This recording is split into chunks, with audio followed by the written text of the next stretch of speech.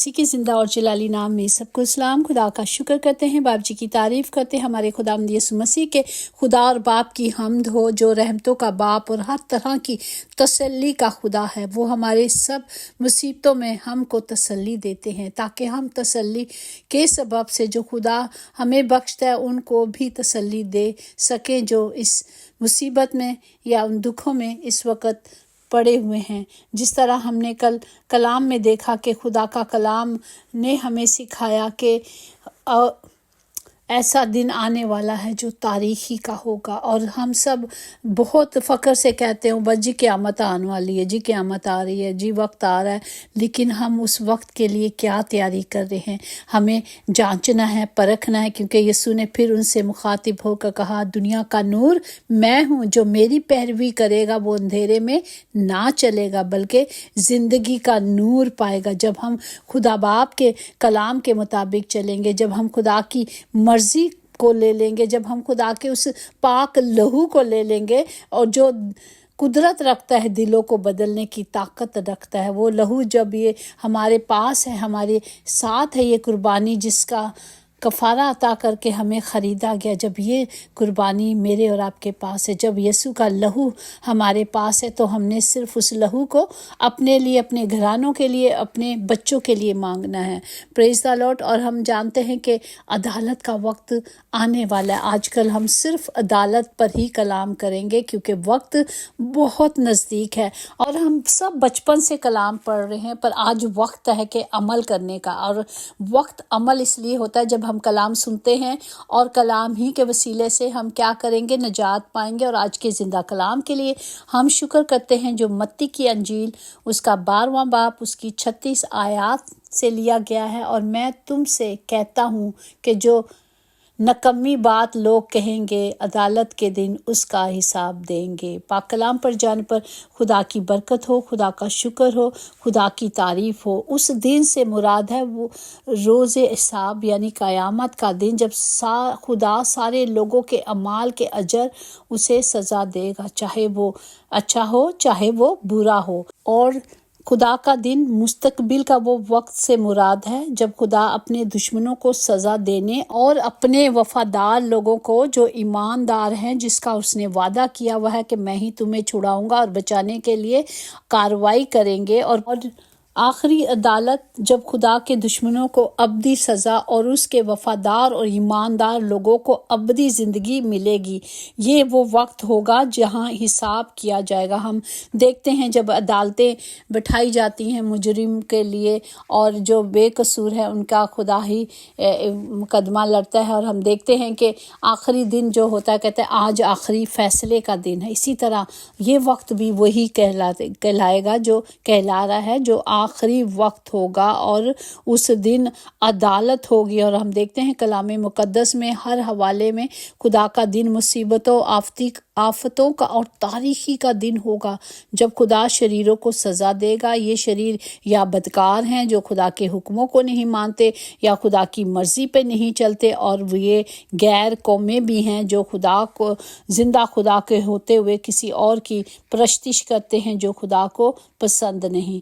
तो इस दिन के लिए हमें क्या करना है? खुदा का कलाम आज हमें ये बता रहा है कि हर नकम्मी बात, छोटी छोटी बातें जो हम बातों बातों में ख़ता कर लेते हैं, जो हम सोचों में सोचते भी नहीं और बात बोल देते हैं, और जो हम नज़रों में गुनाह करते हैं, हर एक बात का खुदा कह रहा है कि हमें जवाब देना पड़ेगा। जिस तरह मत्ती की अंजील उसका 12वां बाब उसकी 35 और 36 में, अच्छा आदमी अच्छे खजाने से अच्छी बातें निकालता है, और बुरा आदमी बुरे ख्यालात में से बुरी चीज़ें निकालता है, क्योंकि तू अपनी बातों के सबब से रास्तबाज ठहराया जाएगा, और अपनी बातों के सबब से कसूरवार भी ठहराया जाएगा। इसलिए जो दिल में होता है वो हम निकाल देते हैं। इसलिए खुदा कहता है जो चीज़ें हम खाते हैं वो हमें नुकसान नहीं देती, लेकिन जो हम मुंह से निकालते हैं वो हमारी عدالت کے دن کے لیے ہوتی ہیں۔ بری باتیں برے خزانے سے نکلتی ہیں اور اچھی باتیں اچھے خزانے سے، جو ہم نے دل میں جگہ رکھا ہوتا ہے اس کے حساب سے۔ اسی طرح اگر ہم افسیوں 5واں باب اس کی 3 سے دیکھیں، اور جیسے کہ مقدسین کو مناسب ہے کہ تم میں حرام کاری، کسی طرح کی ناپاکی یا لالچ کا ذکر نہ ہو، اور نہ بے شرمی اور بے حیائی اور ٹھٹھے بازی، یہ سب چیزیں خدا کو پسند نہیں۔ ہم باتوں باتوں میں کھٹا کر جاتے ہیں، ٹھٹھے بازی کر جاتے ہیں، ایک دوسرے کے ہاتھ مار کر اس بات کو کنفرم کراتے ہیں کہ یہی ہو رہا ہے۔ تو یہ چیزیں خدا کہتے ہیں کہ وہ مناسب نہیں ہیں، کیونکہ تم یہ خوب جانتے ہو کہ کسی حرام کار یا ناپاک یا لالچی کی جو بت پرستی کے برابر ہے، مسیح اور خدا کی بادشاہی میں کچھ میراث نہیں، اور تاریخ بے پھل کاموں میں شریک نہ ہو، بلکہ ان پر ملامت ہی کیا کرو، اور جن چیزوں پر ملامت ہوتی ہے وہ سب نور سے ظاہر ہوتی ہے، کیونکہ جو کچھ ظاہر کیا جائے گا وہ روشن ہو جائے گا۔ اور جہاں کہیں آپ دیکھتے ہیں کہ یہ چیزیں ہیں غلط ہیں، چاہے وہ کوئی آپ کا فرض ہے، میرا اور آپ کا فرض ہے، ہمیں اس کی تصدیق کرنی ہے کہ نہیں یہ غلط ہے، ہمیں نہیں کرنا۔ ہم سننے کے بھی خطا کار ہو جاتے ہیں، نہ برائی کی جائے، نہ برائی سنی جائے۔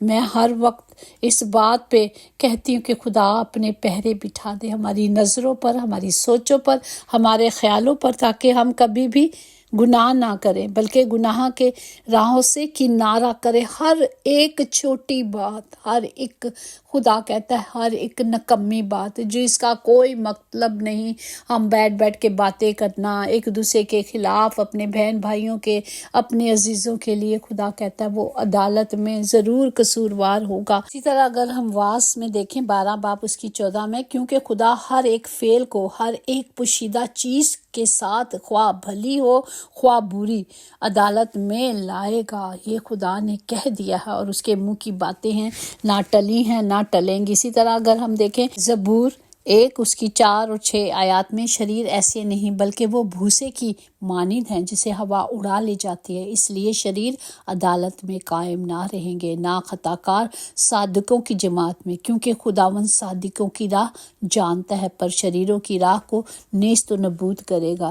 ہم جس طرح گھڑی کی سوئیاں آگے پیچھے کرنے سے وقت نہیں بدلتا، اسی طرح گردن اونچی یا نیچی کرنے سے انسان کی اوقات میں کوئی فرق نہیں آتا۔ ہمیں کیا کرنا ہے؟ ہمیں صرف خدا کے کلام کو لینا ہے۔ خدا کے دنیا کی سب سے ایسی بڑی اور عظیم قربانی ہے جس نے ہمیں بچایا ہے، اس کی پاک قربانی کے وسیلے سے ہمیں اس نے ہلاکت سے بچایا ہے۔ ہمیں صرف اپنے آپ کو بدی سے بچانا ہے، اپنے آپ کو خدا کی حضوری میں رکھ دینا ہے، سلنڈر کر دینا ہے، اور کہہ دینا کہ خدا باپ میں اپنے سے کوئی بھی کچھ نہیں کر سکتا جب تک ہم خدا کو نہیں پکاریں گے، جب تک ہم پاک روح کو جو ہمارا مددگار ہے وہ ہمیں نہیں دیا جائے گا، ہم کمزور ہوتے رہیں گے۔ لیکن جب ہمیں زور دینے والا خدا ہمیں زور سے بھرے گا، کیونکہ وہی ہمارا زور ہے، وہی ہماری قوت ہے، وہی ہماری طاقت ہے، وہی ہمارے چھپنے کی جگہ، وہی ہماری چٹان ہے۔ جب ہم اس چٹان میں پناہ لے لیں گے تو کوئی کچھ نہیں کر سکتا، کیونکہ خداوند ہماری چٹان ہے، ہماری امید، ہماری آس، میرا زندہ خدا ہے۔ بس ہمیں صرف اس کے قدموں میں آنا ہے، کیونکہ خدا کی مانند کوئی قدوس نہیں، کیونکہ خدا کے سوا اور کوئی نہیں، اور نہ کوئی چٹان ہے، وہی ہماری خدا چٹان ہے، اور اس کی مانند کوئی نہیں۔ ہمیں صرف اپنا آپ اسے دینا ہے اور مددگار کو پکارنا ہے، اپنے لیے، اپنے بچوں کے لیے، اپنے گھر کے لیے، اپنی گھریستی کے لیے، کیونکہ خدا کہتا ہے تو ایمان لا تو تیرا گھرانہ بچایا جائے گا۔ آج وقت ہے کہ ہم سب ایمان میں کھڑے ہو جائیں، تاکہ جب خدا آئے تو ہم سب مل کر ہاتھ پکڑ کر خدا کا استقبال کر سکیں۔ اپنے آپ کو ہر ایک نکمی بات سے جس کا کوئی مقصد نہیں دنیا میں، اسے چھوڑ دیں۔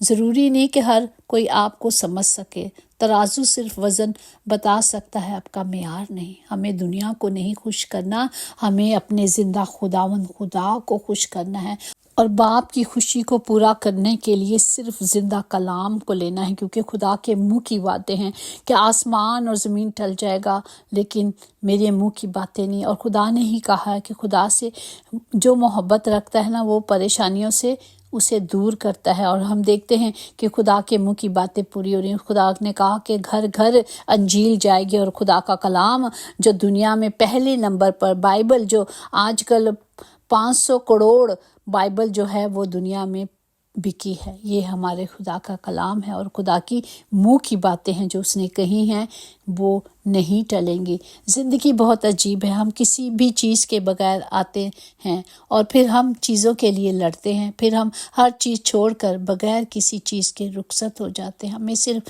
یہ بات یاد رکھنی ہے کہ ہم کچھ لے کے نہیں آئے اور کچھ لے کے نہیں جائیں گے۔ آج انا کس پر ہے؟ آج ہم سب لڑ کس بات پہ رہے ہیں؟ کیا ہے؟ کیوں ہے؟ ہمیں صرف یہ جاننا ہے، اور یہ ہماری پرکھ اور ہماری راہ جو دکھانے والا زندہ خدا کا کلام ہے۔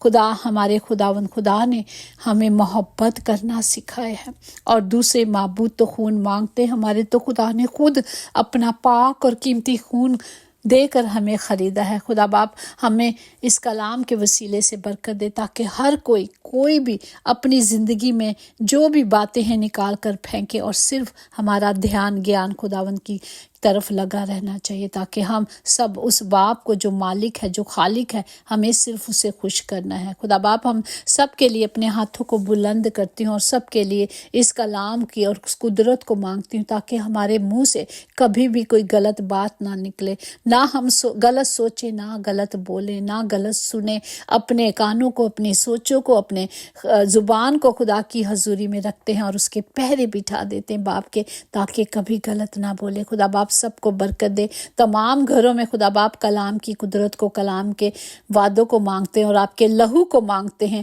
جو ہم سب کے لیے بہایا گیا، تاکہ سب اس کی پناہ میں ہم محفوظ رہیں۔ خدا باپ سب کو برکت دے، خدا باپ سب کی حفاظت کرے۔ یسوع نام سے ہم سب مانگتے اور پاتے ہیں، آمین آمین لکھا کریں، کیونکہ جب ہم کلام پہ متفق ہوتے ہیں تبھی تو خدا کا کلام ہماری زندگی میں پورا ہوتا ہے، کیونکہ خدا نے کہا جہاں 2 یا 3 ہم کتنے سارے ہیں۔ اور اگر ہم کلام سنتے ہیں، اگر میں کلام خدا مجھے دیتا ہے اور میں آپ تک پہنچاتی ہوں، کیونکہ یہ خدا کے منہ کی باتیں ہیں، اپنے سے کوئی کچھ نہیں کر سکتا، تو ہم سب کا کلام سن کر آمین لکھنا فرض بنتا ہے، کیونکہ ہم کلام سن رہے ہیں اور ہم تک کلام پہنچ رہا ہے۔ یہ بھی خدا کا فضل ہے۔ خدا باپ سب کو برکت دے، اور تمام گھروں میں آپ کی پاک حضوری کو مانگتے ہیں یسوع کے نام سے، آمین۔ یقیناً بھلائی اور رحمت عمر بھر ہم سب کے ساتھ رہے گی، اور ہم ہمیشہ اپنے خدا کے گھر میں سکونت کریں گے، آمین۔ God bless you all.